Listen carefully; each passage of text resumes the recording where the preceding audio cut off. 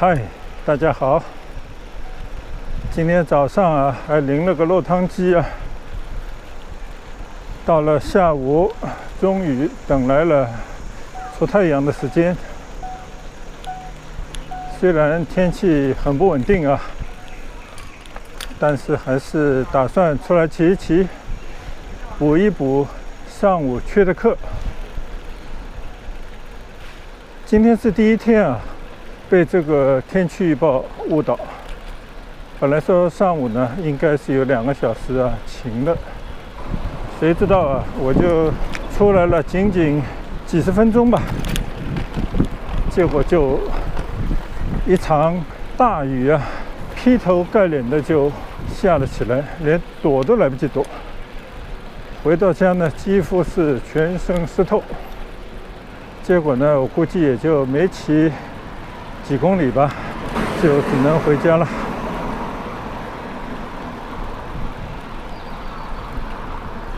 刚刚呢，看到啊，云开日出，出了一阵太阳，但是呢，查了一查天气预报啊，广州市还是都在下雨的一个状态。估计呢，就是地域的差异啊。番禺这边呢，可能雨云啊已经飘了过去，但是呢，广州市内啊，某个地方可能还在持续的下雨。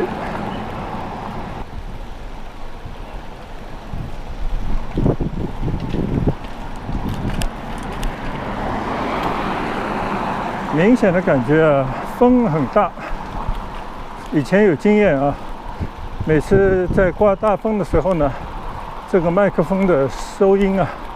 就会出现问题，说话的声音呢就会被风声吃掉。但是呢，因为现在这个摄像机啊是绑在胸前，相对来讲呢，比拿在手上啊或者拿一个自拍杆呢要近很多，所以最近来讲啊，对这个摄像机的收音这部分的功能呢，感觉还算正常。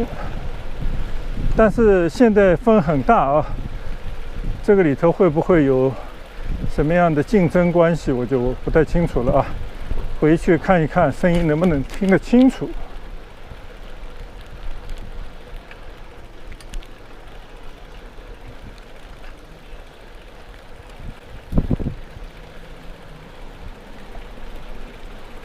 骑着骑着呢，又骑到了祈福新村最南面啊，怡湖湾的附近。这边呢，最近一直是围闭着啊，但是我们也搞不清楚里面到底要干什么。一般来讲的话呢，肯定又是开发新的楼盘，或者呢，就是一个前期的准备啊。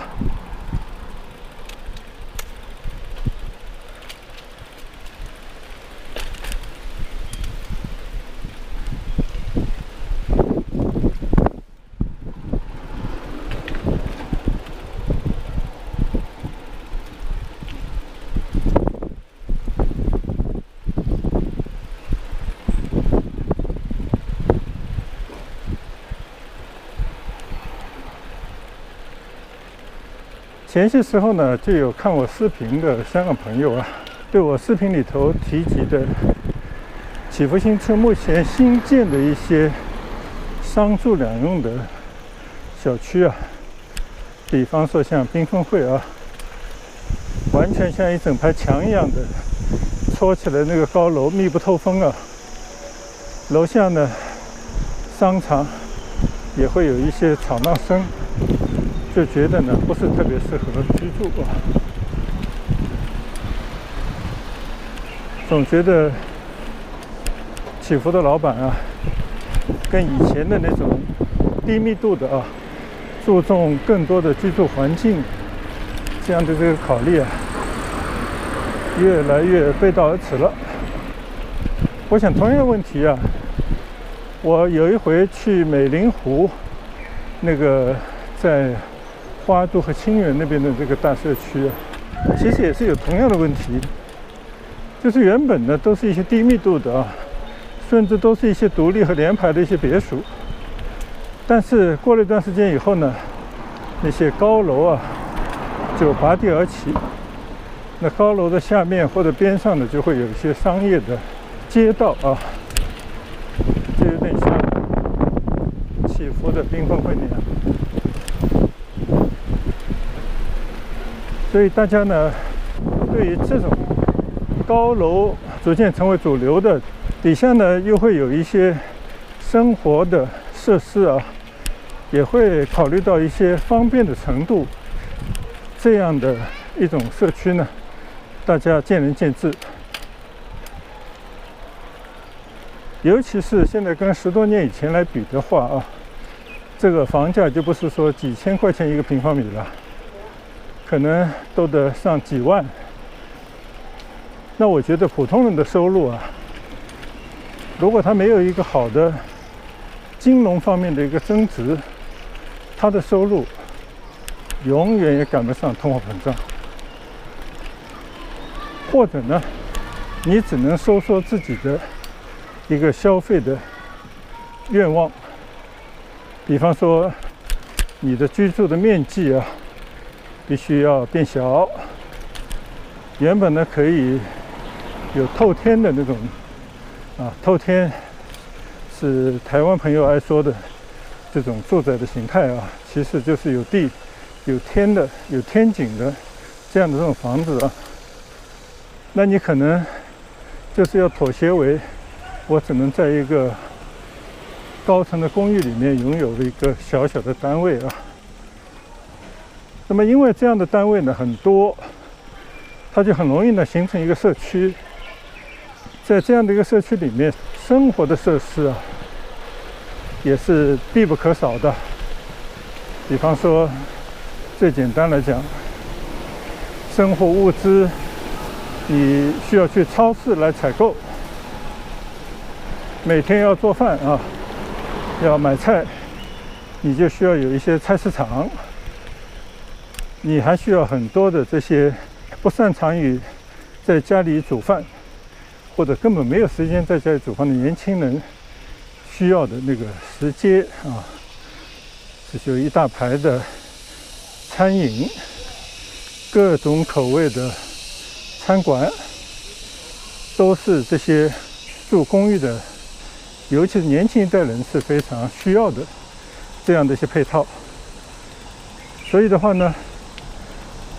对某一些居民来讲啊，如果说自己住的房子的楼下，一下楼呢，除了有一个比较方便的交通这样的工具，比方说地铁可以搭乘之外呢，更需要的就是各种各样的商店、餐馆、服务性的设施等等呢，对他们来讲就是非常方便啊，也是极为需要的。那么对于这样的一种情况来讲的话呢，有所失有所得，或者有所得呢有所失啊。所以呢，住在这种带有商业街的或者商业中心的这些高层的社区啊，密度呢确实比较大，确实呢居住环境受到了挤压，空间呢缩小了。但是呢，从另外一个方面来讲啊，生活的便利度增加了。所以呢，还是看自己一个取舍。那我相信啊，只有极小部分的人，他又可以住在一个闹市区，拥有一个低密度的居住的生态，同时呢，它又是有一个安静的环境啊。那我觉得这个第一呢可遇不可求，第二的话呢，恐怕也只有1%这样的人群呢可以鱼和熊掌兼得。所以从这个意义上来讲啊，更大多数的人靠打工啊，朝九晚五来谋求自己一个普通人生活的这个群体，也就是这个社会上的绝大多数啊，他为什么要到一个郊外的一个楼盘来买房子或者租房子，显而易见啊，就他的收入是没有办法去符合他需要的更大面积啊、更好环境、更安静的这些环境，这个实在是办不到的。所以从这个意义上来讲的话呢，做出自己的能力范围之内的某种选择，我相信也是每个人都考虑过的啊。他肯定对他自己的一些好的和不好的、有利和不利的因素呢，都是进行过权衡的。所以呢，我在想啊，虽然说现在这些房子啊越建越高，面积越来越小，但反过来讲呢，因为有这些比较大量的人群的聚集，它才有可能呢发展成一个小型的商圈或者一个商业中心。如果不是，那你可能去购物啊，你可能就要跑到很远的地方去。就比方说以前祈福啊，在没有外面的这些商业中心的时候，大门里边的这些住宅区呢，老实讲它没有商业的，非常安静，而且以前车也比较少，没有像现在这些大马路边上停的满满的这些车辆，也就是说排放的这些废气啊也没有现在那么多。所以那个时候呢，住就是住啊，在里面的居民们呢，他主要是为了享受一个安静、安全，也是呢比较环保的这么一个环境。所以我们这些相对来讲比较老一点的居民啊，其实早就适应了啊，在祈福村内这种简单的、缺乏一些物质资源的这样的一种生活方式。所以呢，我们也没有像以前那种旧的城区里头老百姓啊，每天啊都希望去隔壁的超市、菜市场做某种采购啊。反而呢，我们也就养成一个习惯，就是会把自己需要的一些东西啊，除非是那些急迫的，都会提前呢做一个安排，甚至在冰箱这个上面都会有些冰箱贴啊，贴的那些小纸片，写着啊哪些东西家里已经所剩无几了，哪些东西需要及时的采购，那么就等到周末或者是我们方便的时候呢，去到一个大超市啊，或者呢是一个大卖场。那我们呢比较喜欢去的就是山姆商店，这是我们以前的一种生活方式，就有点像那种欧美这样的人啊，他不是每天都去采购生活所需物资，而是呢会有效的、定期的去做一些采购。现在我骑着啊，又来到了天湖区。这个天湖区呢，以前来过好几回了啊，也跟大家展示过四周的一圈房子，就围着中间的一个人工湖，环境相当不错。进到这边呢，非常幽静啊，除了有一个会所之外啊，没有任何的商店。觉得呢，有些人喜欢这样的生活方式啊，我觉得也是相当不错的。但是从另外意义上来讲的话呢，以前呢因为没得选择，因为祈福以前的房子呢都是类似这样的，分成一个个小区，注重的是环境啊，注重的是一种带有一些自然这样的一种元素的居住的空间，而不是立足于这种随时随地可以买东西啊。那相对而言，像以前的这些老一点的这些社区啊，它更多的是希望这个住客有一个更好的一个居住的体验啊。比方我们知道这个天湖区很多房子都是200-300平方米的，也就是说当年啊房价不是很高的时候啊，大家买的靠郊区一点，它换来的是可以住更大的房子，居住面积就会变得很大。但是呢，肯定啊，它也是做出了很多的牺牲的，就是牺牲了一个交通商业的便利性。说到这个房价，现在人肯定都很怀念10几年以前甚至20年以前的房价。但是呢，很多人呢是以现在的收入来看以前的这个房价呢，就觉得很便宜啊。但是呢，其实很多事情的话，一定要跟当年的实际的这个个人的收益和房价这么一个比例来看问题啊。这个10几20年，中国的实际上的人均 GDP 也好，人均收入也好，还有就是实际的大城市的职场人士的这些工资收入啊，其实都有了一个非常大的一个幅度的提升。只不过呢，老实讲啊，你只要是干朝9晚5工作的人，很少有人呢追得上这个物价的这个飞快的上涨。所以还是这句话，买房子如果是刚需，肯定是要趁早。反过来讲呢，现在房价虽然已经是非常高了，同样的道理啊，这个面包呢为什么会贵？就是面粉贵了呗。以前像祈福30多年以前拿了这块地啊，现在看来简直跟白捡一样。就好像前几天去到了石桥，见到了英东体育场啊，还发了一些感慨。你像当年霍英东先生啊，他帮了国家很多的忙，确实是提供了很多国家急需的这么一个资源支持啊。但从另外意义上来讲的话呢，他也是以白菜价的这个价钱啊，获得了很多的土地，现在呢成了他这个公司的一个土地储备，够他们的后代啊几代人都可以无忧。那这是为啥？就是当年这个面粉很便宜，不值钱，所以呢把它存起来，存了几十年以后呢，这个面粉涨了几十倍、几百倍，甚至1000倍。现在呢，大家再到南山去看到啊，就在不断的开发，而且呢，这些开发的房子啊，肯定不是像我们祈福现在大家看到的这个旧街啊、旧区里头的那种低密度的房子，一栋栋的都是高层住宅，能起多高就起多高。那么这样的房子呢，就跟我们祈福现在建缤纷汇是一样的，都是底下呢都会有一些商业中心，就会给一些现在租户一些甜头，就是满足他们啊租小房子、买贵的房子，但是呢可以给你带来其他的一些生活设施的方便啊，或者呢就有地铁站，就有公交系统，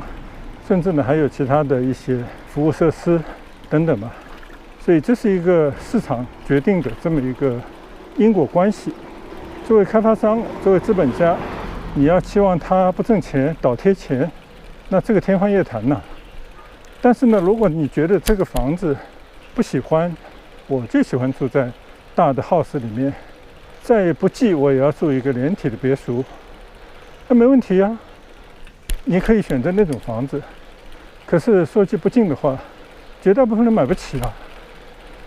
所以呢，在这样的情况底下，大家的这个选择呢，变得非常的务实啊，非常的实际。也就是说，选择一个生活呢比较便利的，但是呢价钱呢最好便宜一点啊，那只能选择郊外。但是郊外呢，因为生活不方便，很多设施啊够不着，那怎么办呢？那只能选择一个配套比较好一些，生活上面的比较便利一些，最好呢还有学校、医院啊，就这样的地方来生活。这个呢也是大家一个妥协的一个结果。所以呢，其实啊都是只要能够达至平衡，住在里面的人自己知道生活的不容易，他在这个务实的选择啊，怎么去过好自己的生活，尽量的让他自己的选择呢有利于自己的地方多一些，那不利于自己的地方呢，只能无视啊，或者呢以其他的方式来克服，没有其他的选择。所以我们其实每个人呢是不方便去评论人家住的地方好还是不好，人家这个花费啊多还是少。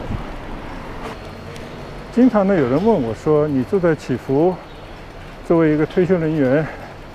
你一个月花费多少？能不能过一个比较悠闲充裕的退休生活？有些人呢会直截了当的问啊，你这个祈福的物价比市里头到底贵还是便宜啊？你的收入能不能 cover 到你的这个生活的所需呢？等等啊。我觉得这些问题都没有办法非常明确的回答。为什么呢？因为每个人的生活需要是不一样的。有些人呢是自己买的房子，有些人呢租的房子，有些人呢住的是大 house， 有些人呢住的是小的 apartment。那这个本身的生活的一个支出啊，是差得很大。那有些人呢，他每天这个饮食上面可能非常的讲究，但是也有些人呢，他觉得只要营养搭配均衡就好。那也有人呢，自己家里不做饭啊，都是吃餐馆。像我们祈福缤纷会那边上百几百家的餐馆，他可以一家家的吃过来，1-2个月里面不重样。但是更多的人呢，我相信不会这样啊。他去餐馆，味道他总觉得没有自己家里做的可口。每个人呢，想法是千差万别，消费习惯完全是不在一个水平上。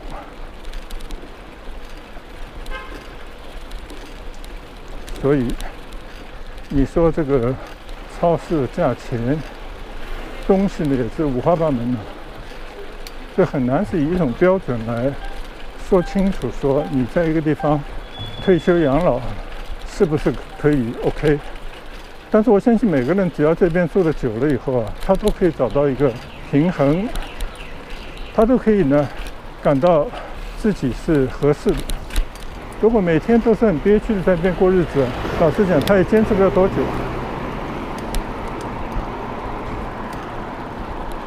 他要不呢就搬到一个更便宜的地方，要不的话呢，可能就会去到一个他自以为层次更高的这么一个住宅的区域。那作为正在人生路上啊，还在打工靠工资来维持自己生活的这些年轻人呢，说句老实话啊，那你没得选择啊，那你就应该努力的去在你的工作上以优异的表现，来获得这个公司高层的赏识，能够尽快的更多的体现自己的价值，让自己的收入呢尽快的增加。如果你有能力，你可以创业啊，说不定你很快就可以挣得自己的第1桶、第2桶金，那么你就可以尽快的搬离让你纠结的、让你觉得不得不放弃的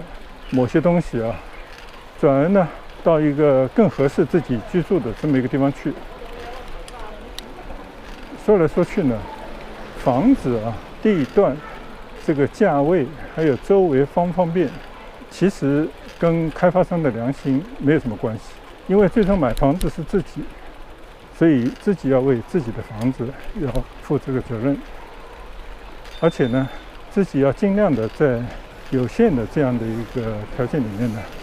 尽量争取对自己有利啊。然后有不利的地方呢，就自己如何去尽快的改变自己的命运。趁着这个雨还没下下来啊，一边骑车一边跟大家闲聊，补一补今天没有完成的功课啊。应该差不多了，我就在这边跟大家说拜拜了。